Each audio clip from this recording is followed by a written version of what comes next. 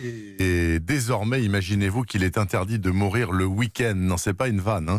Voilà ce que vient de décider une mère, une femme d'un petit village de la Loire. Et derrière cet arrêté municipal pour le moins insolite, il y a surtout la dénonciation d'une situation intenable, la pénurie de médecins.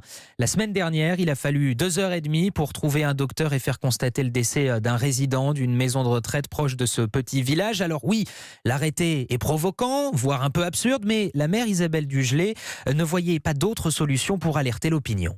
J'ai pris une telle mesure par réaction à cette situation absurde, par un arrêté qui est tout aussi absurde, qui n'a aucun sens, puisque de toute façon on ne peut pas interdire à quelqu'un de mourir, et quand c'est l'heure, c'est l'heure. Simplement, j'ai voulu réagir et tirer la sonnette d'alarme sur une situation médicale qui est dramatique dans notre secteur. Comme beaucoup d'endroits, je crois, en France, on doit se déplacer beaucoup à l'heure actuelle pour être soigné, plusieurs dizaines de kilomètres, ce qui représente beaucoup de temps, beaucoup d'argent. J'ai eu plutôt des craintes en me disant que j'allais choquer. J'ai tenu à expliquer aux habitants pourquoi j'allais prendre cet arrêté, quel était le sens. Ils ont réagi, mais vraiment très favorablement. Ça m'a soulagée de voir que derrière la provocation, il y avait quand même beaucoup de compréhension. Des gens qui sont soulagés qu'enfin on essaye de résoudre leurs problèmes, qu'on parle enfin de ces difficultés. On dit beaucoup que c'est la préoccupation principale des territoires ruraux.